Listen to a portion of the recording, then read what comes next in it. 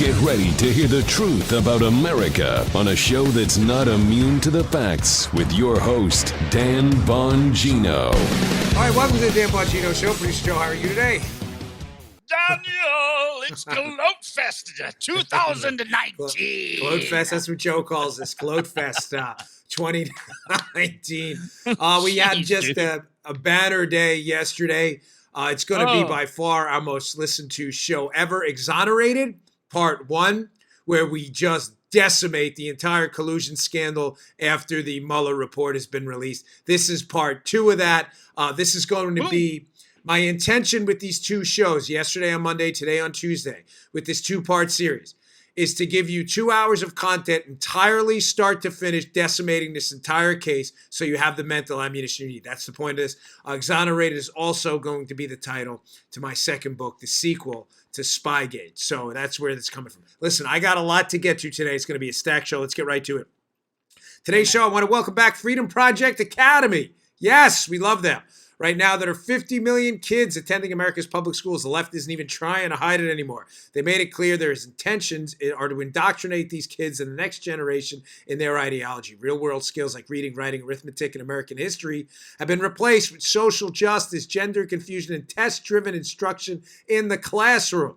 Thankfully, you have a choice. And this is why Freedom Project Academy was created. Welcome them back. Freedom Project Academy is an accredited classical online school built on Judeo-Christian values for students in kindergarten all the way through high school. Freedom Project Academy has taken the interaction of the traditional classroom and created an online atmosphere where students across the country are instructed by live teachers in small classes who teach students how to think, not what to think. Hey, how about that?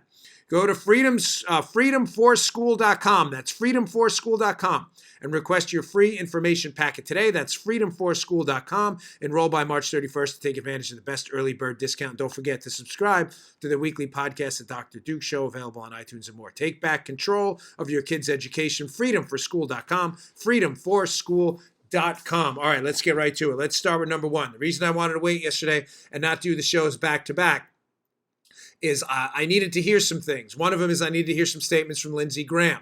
Lindsey Graham is taking the lead on the Senate side in investigating what we now know, again, pursuant to the 4-page Justice Department memo this weekend, was the biggest hoax in American history. Debunked by who else other than Bob Mueller himself. The left is in tears right now about this. So, getting right to it, Lindsey Graham gave a press conference yesterday, shortly after we concluded taping yesterday's show. In that, he releases 3 key tidbits of information about where the investigation now that we're on the counterstrike, folks. The time for apologizing for a fake Russian collusion scandal, not that you and I ever did that, but some in the Rhino Republican class, oh my gosh, Donald Trump may have colluded with the Russians. No, you wishy-washy fool. That never happened. You should have taken a stand from day one. Lindsey Graham gave us an indication yesterday about where the investigation is going to go next.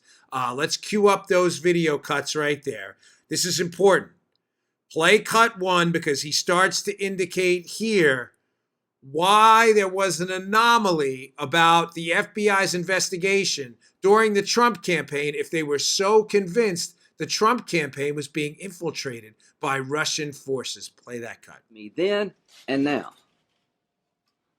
What makes no sense to me is all the abuse by the Department of Justice and the FBI, the unprofessional conduct, the shady behavior. Nobody seems to think that's much important. Well, that's going to change, I hope. I've been calling since the end of 2017 for a special counsel to be appointed to look at whether or not the FISA warrant process was abused for political purposes, whether or not a counterintelligence investigation was opened up regarding the Trump campaign as a backdoor to spy on the campaign. I still to this day am at a loss to explain why nobody went to President Trump to tell him there may be some people in your orbit that are connected to the Russians and working with the Russians. Oh, yes. Something, Joe, you and I have discussed repeatedly on the show and is a core component of Book 2.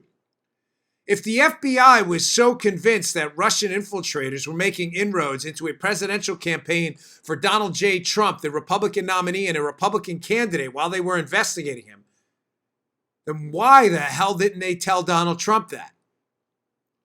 Now, if you're a regular listener to the show, you already know this, but this is the only place you're going to hear this because nobody else seems to be covering this.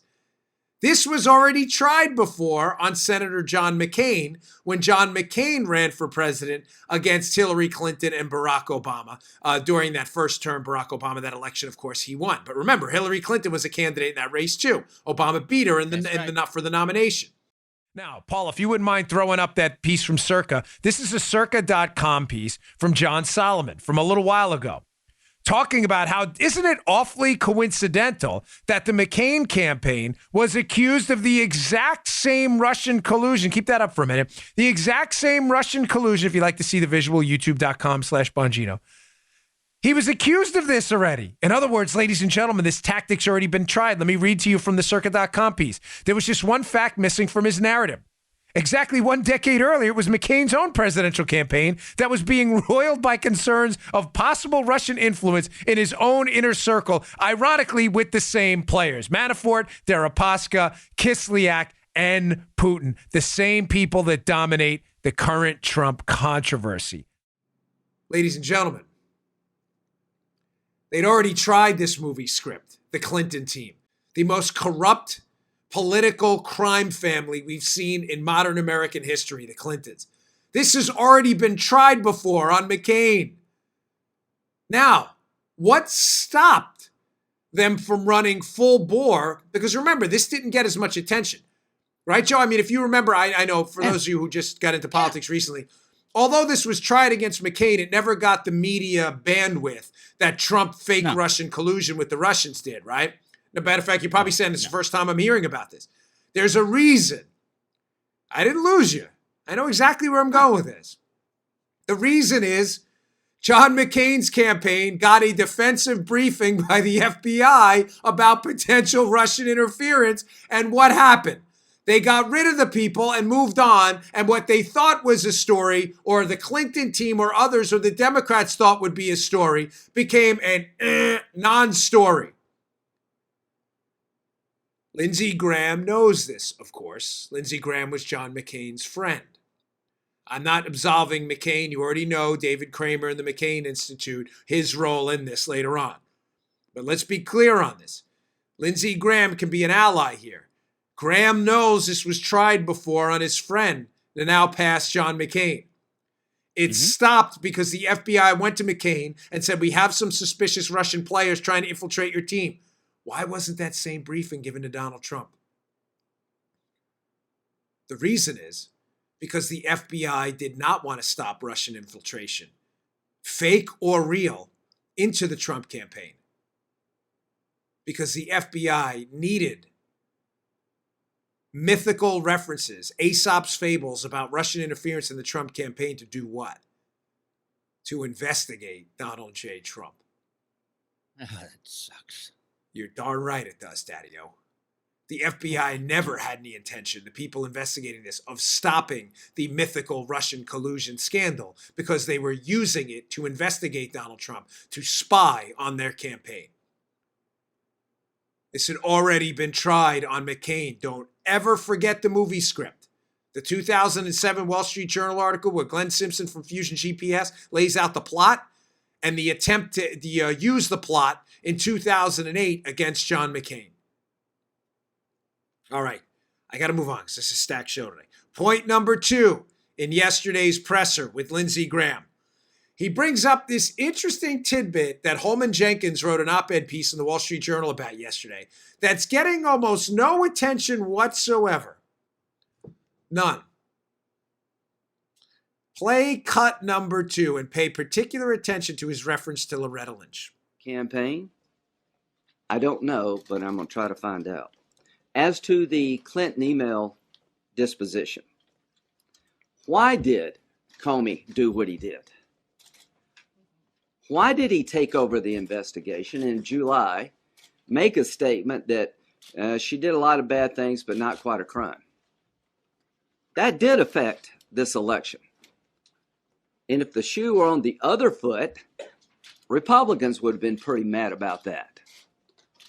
What was the conflict that made Loretta Lynch so unable to preside over the Clinton email investigation? Was it just a tarmac meeting, or was it more? Oh.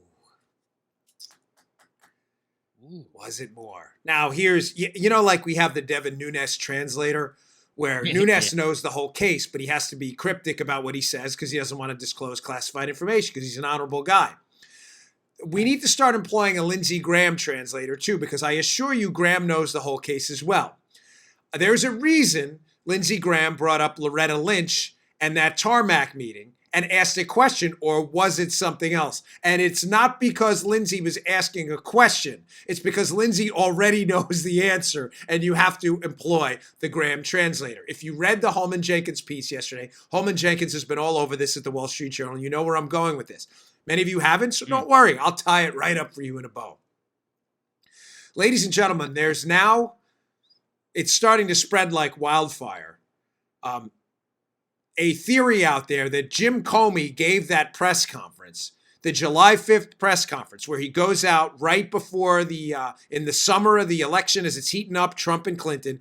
Comey gives this presser, lays out Mrs. Clinton's crimes, and then at the end says, and we're not going to prosecute her. And he says, I haven't reviewed any of this with the Justice Department. Comey essentially usurps prosecutorial power as the FBI director. Jim Comey has no power to prosecute as the FBI director at all. I hope you all understood that at the time. That is exclusively the role of the Department of Justice and government lawyers. Jim Comey headed an investigative agency, the FBI, not a prosecutorial one. But he usurped the powers of the Justice Department. There's a theory out there that Jim Comey fell prey to a Russian disinformation scandal and may be too embarrassed to admit it. The theory goes like this, folks. I know, Joe, you may not have heard this before. I brought it up on the show a long time ago, so you might have forgotten it. A lot of people have. I have. Yeah, I forgot. Graham knows what he's saying. Was that tarmac meeting central to Jim Comey's press conference, or was it something else? The something else is a Russian email chain that is alleged to have been passed around and intercepted, read by Comey and others. That was fake. It was a fake information chain. The Russians putting out disinformation saying Loretta Lynch is corrupted. She's worked a corrupt deal with the Clintons, and they're going to make this whole thing go away. You track me here. It's fake. Yeah. The email's fake. But Comey, Joe, thinks he has a legitimate Russian intercepted email about a Russian intercept that the Russians know Hillary Clinton and Loretta Lynch have been compromised, and they've cut a corrupt deal to let her off the hook. Set up and knock down, baby. Oh, like bowling pins. Whoa, like exactly. Bowling pins. This is where this is going next. So first, they want to know why Trump wasn't briefed, because the FBI wanted to investigate Trump. Secondly, was Jim Comey himself giving that July 5th brief because Comey himself was the victim of Russian disinformation. Oh boy, would that be embarrassing. Are you following me, folks? In other words, there's a theory out there that Comey gave the July 5th briefing because he was played by the Russians, who basically sent them a fake email saying Lynch had been compromised. Lynch may very well have been compromised, but not because of that Russian email. It was a fake. Graham already knows the answer. Read any piece by Holman Jenkins in the Wall Street Journal about Loretta Lynch. He's been on this for a long time. What's the headline for takeaway 2? Remember, takeaway 1, why didn't Trump get a defensive brief? Takeaway 2, why did that presser happen on July 5th? Takeaway 2 is because Jim Comey may have been played for a fool by the Russians. Believe me, Jenkins is a skilled reporter, and Graham knows exactly what he's doing with that. All right, let's play cut 3, because this is where the investigation is going after those 2 items when we go on the counterattack and start to investigate the real perpetrators. Listen to what he says about how the Clinton email case was open and closed, lickety-split, just like that. I intend to get to there. How could in October, right before the election, we find out that emails on the Clinton server wind up in the hands of Anthony Weiner, and just within 48 hours, everybody's good to go? This is bizarre at best. There you go. Lindsay asking questions again, Joe. But I ask you, Joe, is Lindsay really asking questions? Let me answer that for you, Joe. The answer is absolutely not. No. I'm sorry to cut you off there, but I It's shouldn't okay. ask you questions and answer them for you. He is not asking questions. Let's employ the Lindsey Graham translator. Lindsey Graham says, well, why is it that the Clinton case, remember Anthony Weiner's laptop, they get it and they find new Clinton emails right before the election, right? Yeah. Lindsey's asking, well, how is it that if they had these new Clinton emails that within 48 hours, the case was seemingly closed again against Hillary Clinton? How is that? Well, he's not asking. He understands exclusively, I think, himself what happened because he's been read in on this. Sorry, I'm getting a couple of tweets here, folks. Texting during the show. The FBI, this is going to get a little complicated. Forgive me, but I can't wrap up Exonerated if you don't understand this. The FBI has alleged multiple times that they reviewed these 30,000 or tens of thousands or even thousands of emails by Hillary Clinton found on Weiner's laptop, Joe. And they allege they found no new emails. So thinking people like you, Armacost, are probably saying, let me get a pen to my head, scratch my head here. Let's see. Yeah. 30,000. You guys read, forget 30,000. Let's use an even lower number. You guys read 5,000 emails in 48 hours? Meanwhile, they found more than that. How do you know they were duplicates? So the FBI comes back and says, no, we employed some sophisticated software that deduplicated. In other words, pointed out where we had stuff and eliminated those. And they were like, really? What software is that exactly? No one can seem to explain what that software is, Joe. Isn't that magic? So a lot of entrepreneurial investigative reporters have been saying, what is this magic software you guys used? Well, because nobody can seem to indicate how in the hell the FBI read 30,000 emails in 48 hours. In other it was words, called File Dog. We got it for free off the internet, you know. they found it on the dark web. They found it in the black hole dark web somewhere. While someone was stealing credit cards, working on a credit master case, they found that's an old case we had the FBI and the Secret Service, folks. File I'm Dog. sorry, dude. I know. No one can explain how they did this. Lindsey Graham is not asking how they did it because I believe serious investigators know they didn't do it. They closed the case in 48 hours to close the case because they wanted to help Hillary Clinton, which is a political motive, not an investigative motive for the Federal Bureau of Investigations, not the Federal Bureau of Politics. Old Lynn's laying it out. Where's this going next? No defensive brief for Trump. Why? They briefed McCain. You know why. They wanted to investigate Trump. Points to motive. This was a great press conference yesterday. Number 2, was Jim Comey the victim of a Russian disinformation campaign? Ouch, that's going to sting. Number 3, is the FBI lying about having read those emails from Hillary Clinton? And if they are they hiding emails from Hillary Clinton? Inquiring minds want to know, including the inquiring minds on this show. The answers to those questions are already out there, and that's where this is going to go next. You know, my wife said to me, Paula said, hey, Dan, you think, she actually never calls me Dan, ever. I don't think my wife has ever used the name Dan, ever. She has all kinds of nicknames for me and stuff. But she was, you think this is going to wrap up soon? I said, are you nuts? I'm like, this has just started. I'm like, now we're done with collusion. That's a total hoax. We know that. But, no. Lindsay's just laid out where this is going, and it is going to be good. All right, stay tuned. I got a lot more. The next segment's going to blow your mind. I couldn't even get to this yesterday. We're going to cover a Catherine Herridge report of Fox News that is just damning, and it begs the question again, what did Obama know, and when did Obama know it? He knew a whole lot. All right, today's show also brought to you by our buddies at Genucel. Genucel, you wish that double chin would just disappear? Are those bags and puffiness getting a little worse every day? Just listen to Robin S. from Lubbock, Texas. This is an email about Genucel. She says, I put their jawline cream on my neck about 2 or 3 days ago. It's the best my neck has looked in over 20 years. Several people told me my face looks young. I'm blown away. My wife and my mother-in-law, who's here right now, by the way, love this stuff. Genucel, really great products. With Genucel's natural actives and a pure antioxidant base with no parabens, no chemical scents, and no pharmaceutical preservatives, it's a clean luxury your skin deserves every day. Order right now, and the Genucel jawline treatment is yours absolutely free just for ordering the classic Genucel plant stem cell therapy for bags and puffiness. It's really good stuff. Text YOUNG, like the opposite of old, because that's how you look with this stuff, to 77453. Text YOUNG to 77453 or go to Genucel.com. With Chamonix's 100% money-back guarantee, you have only the bags, wrinkles, and the double chin to lose. Order now while 3-day shipping is still free. Text YOUNG to 77453 or go to Genucel.com. That's Genucel.com. Genucel.com. Genucel.com. Yes. All right, let's get right to it. Got a lot to cover. Catherine Herridge's piece, Fox News. Major League new texts uncovered. Gee, how did we get these?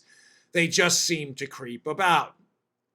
New text from Andrew McCabe, former deputy director and acting director of the FBI. Pieces by Greg Reese should attribute properly to Catherine Herridge. FBI clashed with DOJ over potential bias of source for surveillance warrant McCabe and Page texts. Here are the 2 megaton bomb, tier 1 level tactical nukes that went off on the battlefield with these texts. Text number 1 references, which we'll put up on the screen, a cut from the piece. This piece is available at the show notes, by the way. Please read it. OI, the Office of Intelligence, and this is from Andy McCabe, now has a robust explanation. This is from Lisa Page to McCabe. Now has a robust explanation re any possible bias of the CHS in the package. Don't know what the holdup now, other than Stu's continued concerns. They are likely talking about Stu Evans, Department of Justice, National Security Division, Deputy Assistant Attorney General. You're like, okay, I don't get it. What do you mean? Ladies and gentlemen, these new texts we have from FBI lawyer Lisa Page to Andy McCabe indicate that someone in the Department of Justice, there was some white knight in there. Someone in there, and I'm not trying to say that this person was some kind of messiah here. Do you understand how damaging this is? This new text indicates that someone in the Department of Justice understood that the CHS, Paula, can you throw that up again? The confidential human source. Joe, who are they referring to? Likely Christopher Steele. Mm-hmm. This DOJ, Department of Justice individual, was concerned about bias. In other words, they did not want to sign off for using this guy, and they went forward anyway. Now, this is important. They indicate that this person, Stu Evans, the DOJ's National Security Division Deputy Assistant Attorney General, could have been the one concerned about Christopher Steele being a biased source of this dossier, which we now know is a hoax. Why am I bringing this up? You're like, what's the point, Dan? Who was Stu Evans' boss? John Carlin, folks, the head of the DOJ National Security Division, who also, conveniently, was Bob Mueller's old chief of staff. How about that? How about that one? yeah, how about that, dude? So somebody was telling, apparently, Stu Evans or someone in the Department of Justice concerned about Christopher Steele and his bias, hey, guys at the Bureau, we got to be careful with this source. And it was squashed. How do we know that? Because they used the source. They used his information in a FISA warrant. Where's Stu Evans? Or whoever that person is they're referring to, if it's not Stu Evans. We need Stu Evans to start speaking up. What did John Carlin tell him? Was there an order that was handed down? John Carlin was Bob Mueller's old chief of staff. So for those of you asking, why isn't Bob Mueller investigating the real collusion? Because he doesn't want to. That's why. He doesn't want to tell you the real story. Neutron bomb number 2. And this one's a doozy. Paul, if you don't mind, throw up that piece. This is again, Lisa Page writing to Andy McCabe. This time concerning a meeting with the White House. Wow, isn't that? I thought the White House didn't know anything. What happened? Just called, Lisa Page said to McCabe. Apparently, the Deputy Attorney General, Sally Yates, who, remember, signs the first FISA with Jim Comey, now wants to be there. And the White House wants DOJ to host. Oh, it gets good here. So we are setting that up now. Ladies and gentlemen, this is in October, before the election, October of 2016. So we are setting that up now. She's talking about the meeting. We will very much need to get Cohen's view before we meet with her, talking about Sally Yates. Better have him weigh in with her before the meeting. We need to speak with one voice, if that is in fact the case. Cohen is likely the deputy CIA director, David Cohen. Oh, really?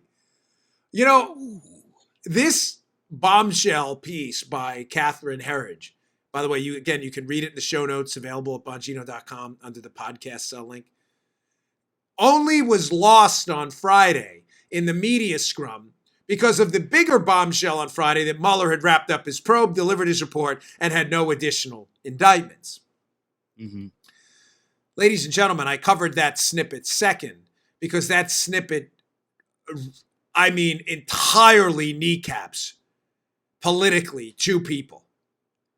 The Barack Obama White House, who we now know, we've known this forever. Remember, the White House is running that text.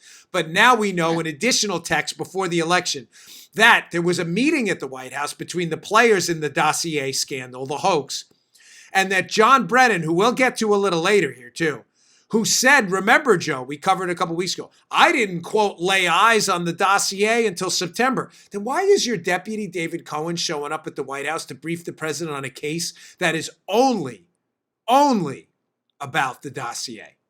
Why is that? Why is it, John? October, December. October meeting at the White House, I didn't see it till December. October meeting at the White House, I didn't see it till December. Those two stories can't be true, folks. Those two stories cannot be true.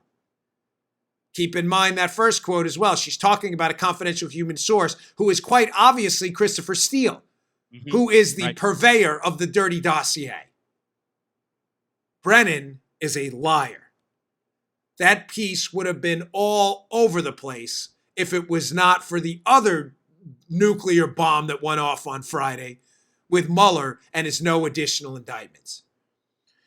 All right, I got a lot more to just have to bear with me, folks. I'm just gonna I'm gonna read one of our final ads early today. These sponsors pay for the shows, and I'm proud to have them here. But I just want to motor through the end of the show because this is going to require me to just go. So, but these are great companies, and I just respectfully ask your attention for it. So thanks a lot for that. G-Code, finest holster company out there. Love G-Code. I'm a Second Amendment supporter. You need a good holster, ladies and gentlemen. It's great to have a quality firearm, but if you don't have a quality holster to go with it, you're going to run into all kinds of trouble. Their Phenom, by the way, their holster called the Phenom is absolutely fantastic. Listen, depending on the state you live in, the concealed carry laws, you want to protect your family when you go out, which is why you need a great holster to properly holster your firearm. For more than 20 years, G-Code has produced what many consider to be the finest holsters in the industry. Today, they lead the pack clearly. They are 100% American-made products. All materials, components are sourced right here in the U.S. The owners of G-Code holsters are military veterans. They are meticulous about quality, innovation, and workmanship. These are fantastic holsters. Can't recommend them enough. Excellence drives everything they do, and every product comes with a lifetime warranty. Whether you're military, law enforcement, or civilian, G-Code is a holster for you. Check out the all-new G-Code Phenom, which I just told you about. They're in the waistband holster. It's a game changer. It's a game changer for comfort and concealability. This is a must-have holster. Order online at range5.com. That's range, the number 5.com. Range5.com. Be sure to use the code Bongino for 15% off. Go to range5.com. Use promo code Bongino for 15% off. You're going to love, love, love this holster. The feedback has been terrific. Okay.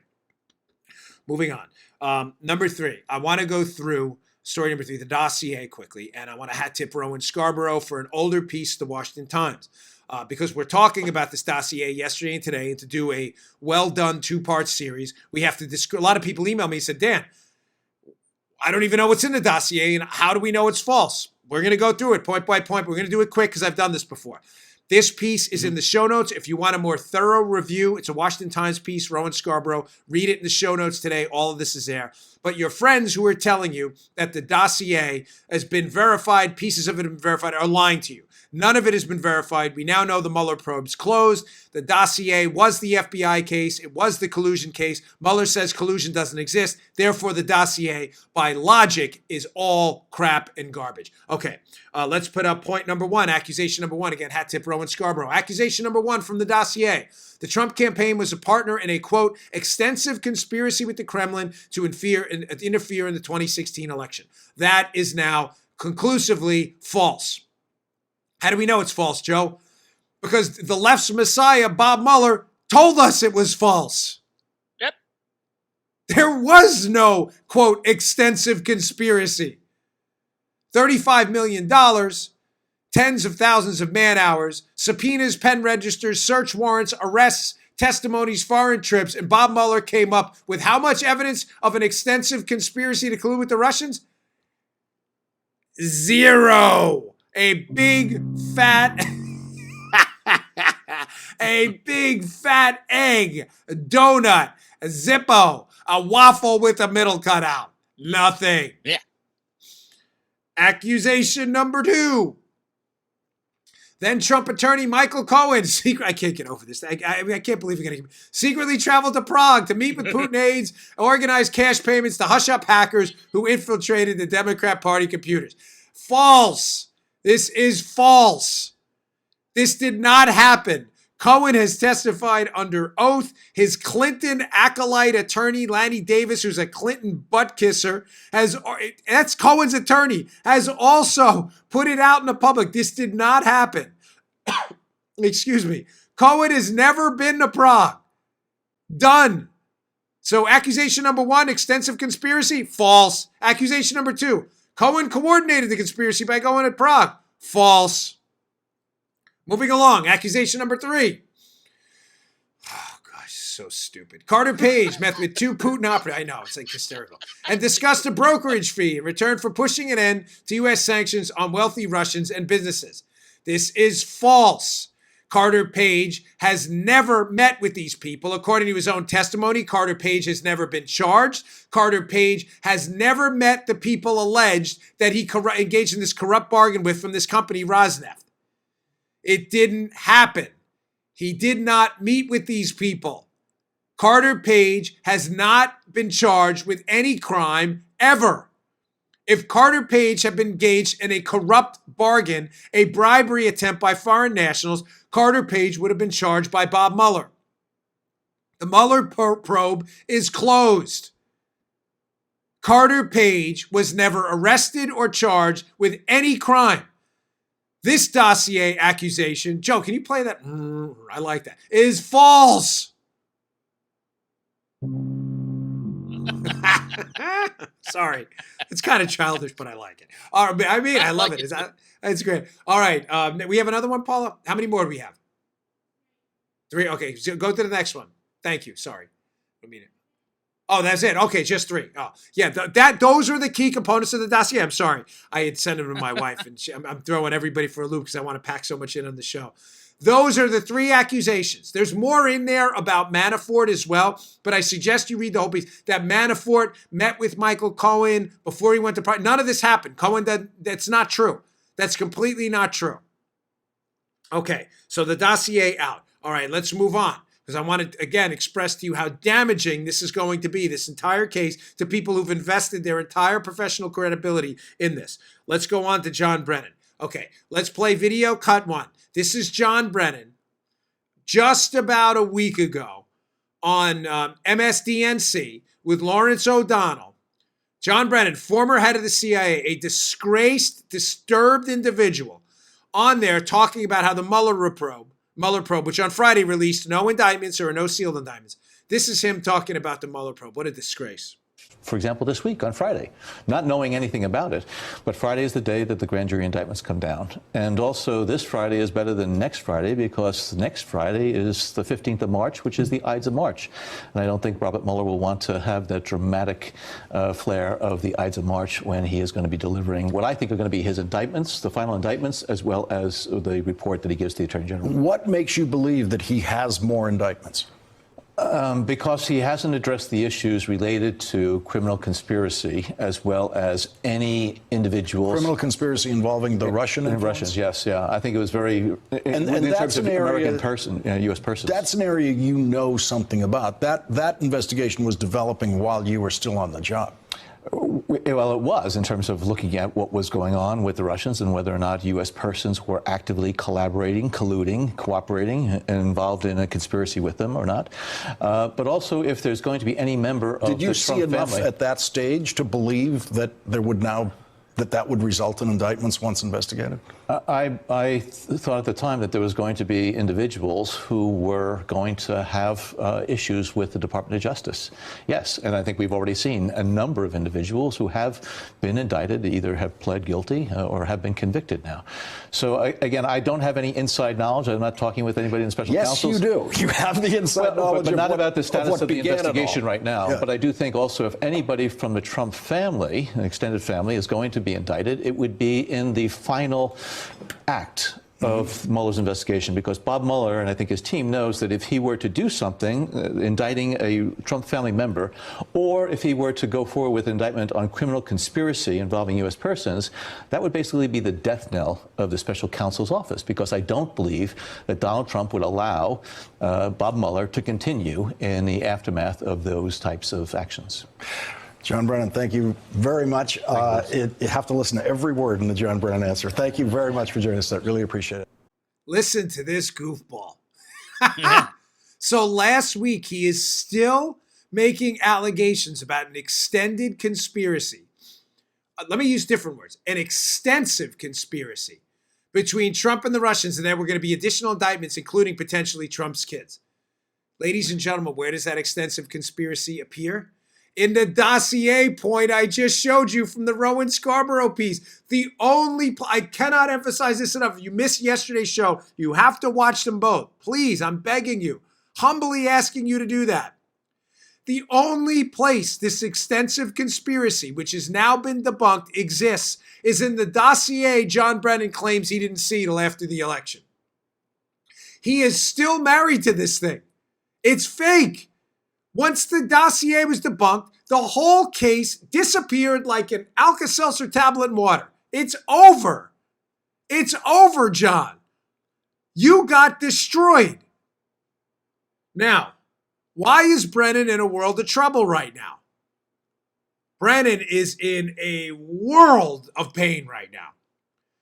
Paul, if you don't mind, throw up that screenshot. John Brennan talking to Trey Gowdy. This is interesting.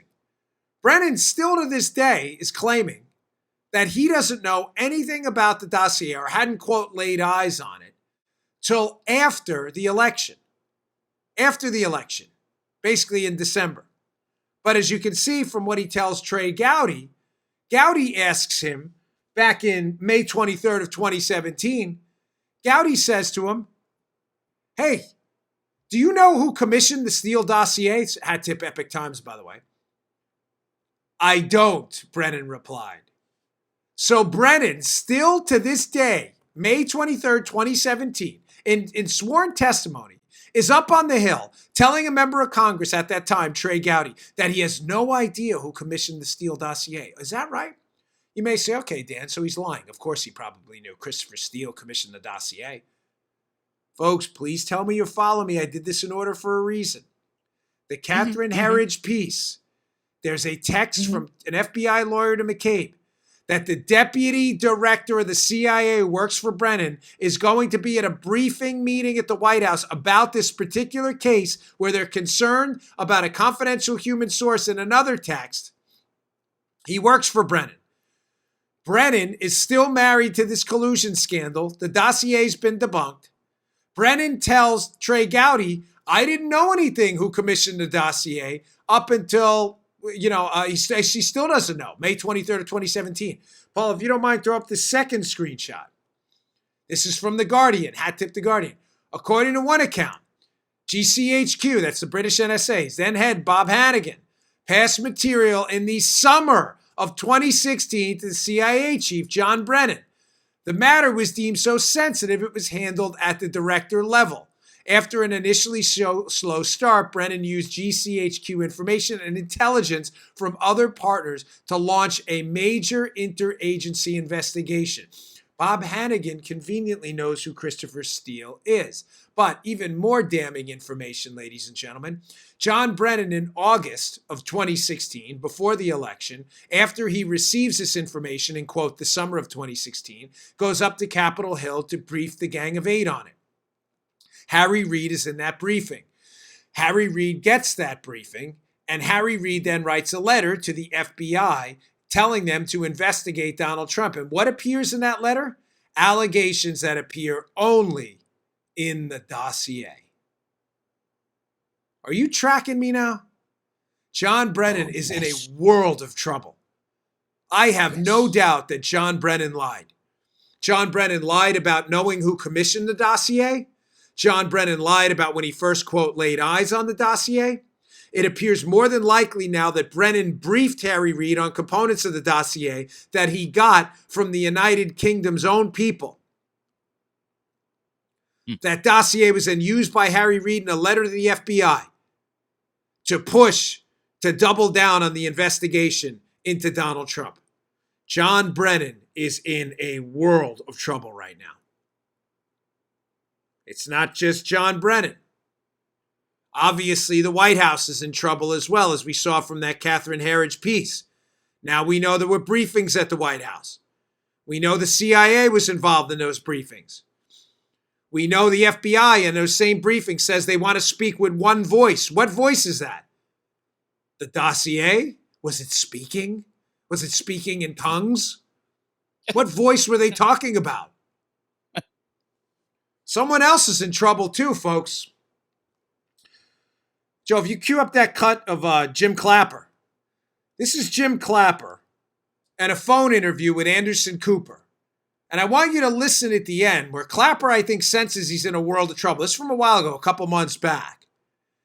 And Clapper throws someone under the bus here, whether he knows it or not. This is pretty damning audio. Play that cut.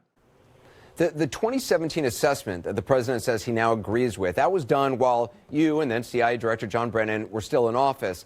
So how can we reconcile the president attacking you, but apparently after a very long time, finally allegedly saying he allegedly agrees with the product of the intelligence community that you yourself oversaw?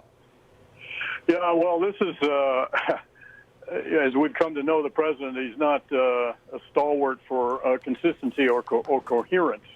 So it's very hard to explain that. One point I'd like to make, Anderson, I don't think has come up very much before, and I'm alluding now to the president's criticism of President Obama for all that he did or didn't do before he left office with respect to the Russian meddling. If it weren't for President Obama, we might not have done the intelligence community assessment that we did that set off a whole sequence of events which are unfolding today, notably Special Counsel Mueller's investigation. President Obama is responsible for that, and it was he who tasked us to do that intelligence community assessment in the first place. I think that's an important point when it comes to critiquing President Obama. You know, the president... Oh, Jimbo. Oh, Jimmy. Jimmy boy. Jimmy C. Jimmy C. Jimmy 2 times. Jimmy's in a little bit of trouble here. Jimmy just threw Obama on the bus. Now, we used this cut before. I bring it up now that the case is concluded, because he says something here. I don't know if you caught it. He's talking about the ICA, the Intelligence Community Assessment, that where they said, hey, the Russians tried to hack into tried to interfere in the election, basically, right? Mm-hmm. The Intelligence Community Assessment, though, was about the Russians, not about the Trump campaign. I want to be careful here. Now, they indicated that they wanted to help the Trump campaign, which the NSA ironically didn't agree to, the Russians, that is, in this assessment. In other words, the assessment said, The Russians tried to interfere in our election. They wanted to help Trump. Of those 17 agencies, a few of them concurred with this. A couple, notably Mike Rogers and the NSA, were suspicious of some of its findings. But Joe, now that we know the Trump campaign turned down offers, according to Mueller's own report, offers by Russians to help them. In other words, they wanted nothing to do with the Russians. It's clear that although this intelligence community assessment may have had some merit that the Russians don't like us, it had nothing at all to do with the Trump campaign. Please follow me here, because he says something in that clip that now makes a world of sense. Clapper was covering his butt. He says Obama asked for that assessment that essentially set off a sequence of events that led to the Mueller probe. Really? What were that sequence of events? Because, ladies and gentlemen, there is no sequence from there to the Mueller probe. The Mueller probe was taking over the counterintelligence investigation into Trump. But we now know that this was all bogus. The Trump team didn't collude with the Russians at all. So what the hell does the ICA have anything to do with the Trump campaign? And why didn't Mueller conclude that right away? The answer is the ICA and the intelligence community assessment that Jim Clapper is neck deep in, is now throwing Obama under the bus over, was used when they found out the dossier was likely going to be false as a predicate to keep the investigation continuing the investigation of Trump going, and setting off the, quote, sequence of events that would appoint a special counsel to keep the investigation going into Trump in perpetuity into his presidency. Remember, it was Barack Obama himself in that Rose Garden speech who said, nobody's going to interfere with our elections. It's not even possible. Right. Folks, tell me you're following me here. This is important now. Now that Mueller's concluded this collusion thing is a hoax, Clapper makes a connection between Obama's request for this intelligence community assessment and the Mueller probe. These things should have had nothing to do with one another. The fact that the Russians interfered in our election could have been an entirely separate investigation. Are you tracking me? Into the Russians. Mm-hmm. It had nothing to do with it. It's like saying, I'm going to investigate Joe Armacost because the Russians interfered in our election. You'd be like, well, why? Well, because I think he had something to do with it. But he didn't. Yeah. All they had was the dossier to make the connection between the Russians and Trump. When the dossier fell apart, they needed the ICA. That's why the intelligence community assessment mentions, well, I think they wanted to help support the Trump team. Bingo, Bob Mueller gets appointed. Clapper inadvertently throws him under the bus. Now, Clapper has a lot more to worry about as well. Paula, can you throw up that screenshot here? This is important as well. This is Jim Comey's own words himself. Sorry, the screenshot's a little grainy. Jim Comey says, he's talking about the chief of staff. He says, at the conclusion of our session, the chief of staff asked me whether there's anything else we haven't mentioned that they should know or that might come out. I said there was something that Clapper wanted me to speak to the president-elect about alone or in a very small group. Ladies and gentlemen, these are Jim Comey's own words. Jim Clapper asked him in January of 2017. Jim Clapper asked Comey to brief him about some elements of the dossier. All right, so you're like, I don't get it. So Jim Clapper is the director of national intelligence. He's asking them to brief him. Why would he do that? I'll explain to you. Put up that second screenshot there, and then this will make a world of sense while Jim Clapper is in a world of trouble. Here are some findings from the House report. Jim Clapper, when he was questioned about leaks to the media, I'll tie these together in a second, when initially asked about leaks related to the intelligence community assessment in July of 2017, former DNI Clapper flatly denied discussing the dossier or any other intelligence related to Russia hacking of the 2016 election with journalists. Clapper subsequently acknowledged discussing the dossier with CNN journalist Jake Tapper and admitted that he might have spoken with other journalists about the same topic. Clapper's discussion with Jake Tapper took place in early January 2017, the same time IC leaders briefed Obama and President-elect on the Steele information. He's lying. Remember that DuckTales? Remember DuckTales? Ooh, remember that? I used to watch that when I was a kid. I love DuckTales. It was Huey, Louie, and Doofus, or whatever the name was, and Scrooge McDuck, and he'd swim in all the gold coins. And Scrooge McDuck, they found that harp that time, and whenever you were lying, it said, "You are lying, lying, lying." It would say, "Well, Jim Clapper, you are lying, Daddy-O." Jim Clapper asks Jim Comey, this is slick, to brief Trump on components of the dossier. Why, Joe? Because the dossier is false. Clapper has to know this by now. So does Comey. But they need components of the dossier to leak into the media. Why, Joe? Because they needed a special counsel appointed. Remember that sequence of events Clapper's referring to? Yeah. They need the dossier in the media to generate a public outcry to have Trump investigated. But they can't get the dossier into the media. Why, Joe? Because the media knows it's a hoax too. And they're suspicious of it. So clever move by Clapper. Evil, but clever. He tells Jim Comey, go brief Trump about the dossier. Comey said it in his own words. You just saw the cut.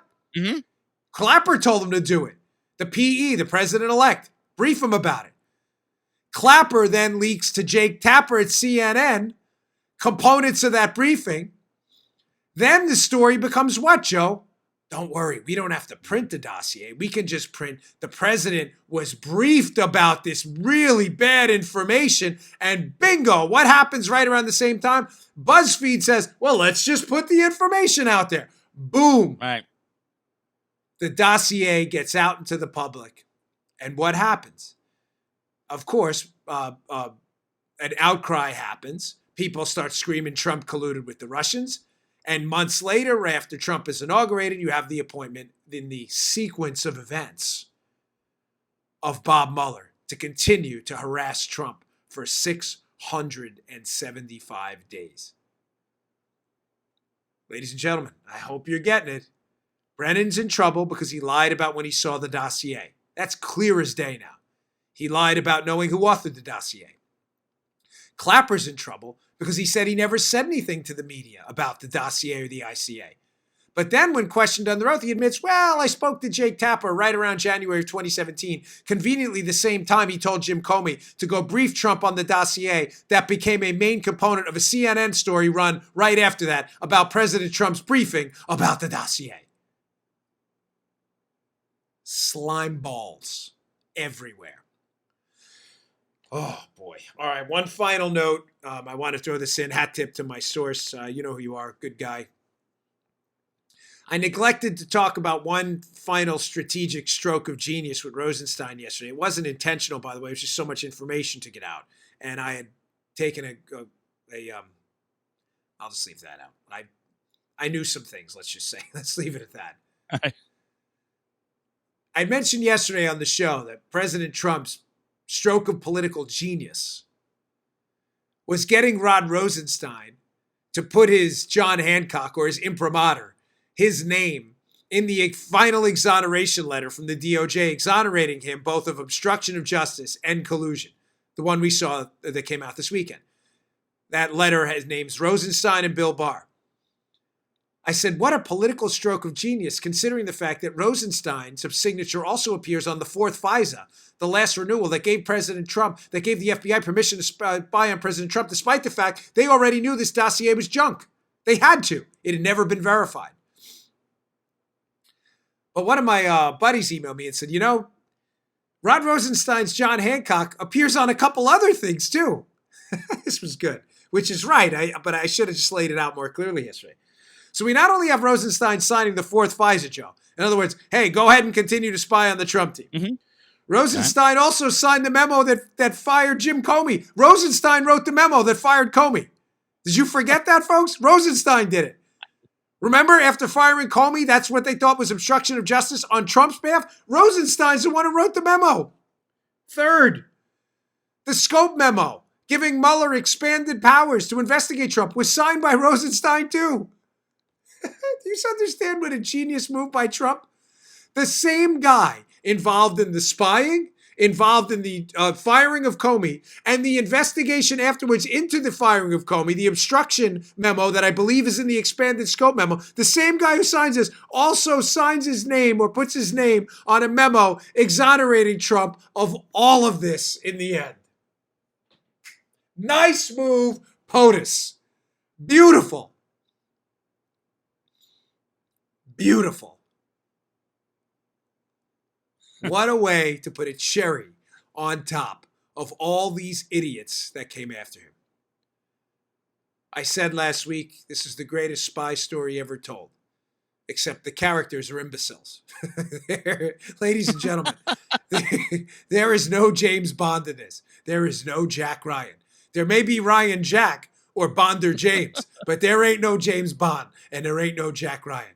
And the imbeciles are all being exposed. And the guy who took up his shields high, and went to war with the Democrat establishment, the media establishment, the foreign policy establishment, and every anti-Trump lunatic consultant and swamp rat Republican in D.C., and won in the end and beat all of them at their own game, was Donald J. Trump.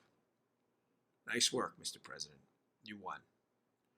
All right, folks, thanks again for tuning in. I really appreciate it. Please share these shows. It means a lot to me. Please subscribe to the show on iTunes, SoundCloud, iHeartRadio. You can subscribe free. And please check out our video show, too, a video of this show, youtube.com/Bongino. Please subscribe. It's all free, folks. We really appreciate it.